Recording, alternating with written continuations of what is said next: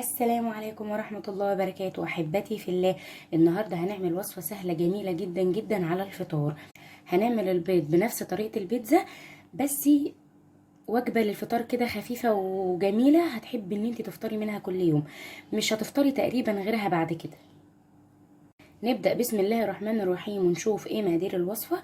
عندنا هنا عدد 2 بيضة، وعندنا فلفل وطماطم متقطعين، وجبنة شيدر وجبنة موتزاريلا، وملح وفلفل اسود. عندنا هنا عدد 2 بيضة مع الفلفل الاسود مع الملح مع رشة البصل البودر. هتضربيهم كويس جدا جدا جدا. بعد كده هنضيف الطماطم المتقطعة والفلفل، نضربهم كويس برضو مع بعض. نقول بسم الله الرحمن الرحيم. عندنا هنا قطعه من الزبده هنحطها في طاسه على حسب كميه البيض اللي انت عايزه تعمليه. عايزه تعملي 3، عايزه تعملي 4، اللي انت حابه تعمليه.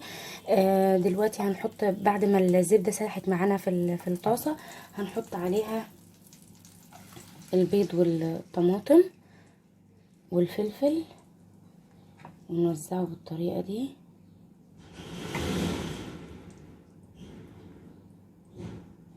وبعدين نحط عليه الجبنة الشيدر والموتزاريلا. لو عايزة تحطي زيتون حطي، لو عندك جبنة رومي برضو جميلة جدا جميلة جدا.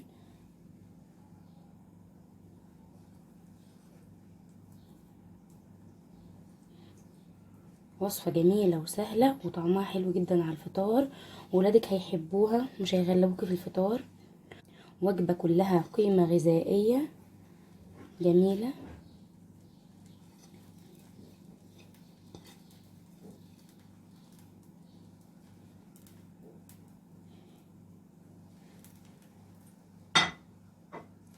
وزعنا الجبنة معانا بالشكل ده دلوقتي على نار هادية، كل ده على نار هادية، وهنغطي عليها ونسيبها حوالي ربع ساعة ونشوفها.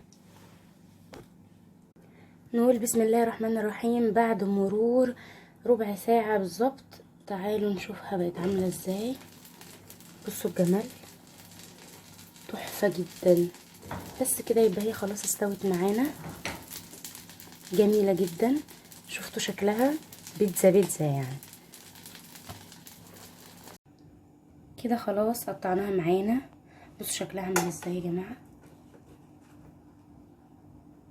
تحفة حلوة جدا. ما خدتش 5 دقايق، جميلة الا طعمها بقى. يا رب تكون الوصفة عجبتكم، واشوفكم في فيديو جديد، والسلام عليكم ورحمة الله وبركاته.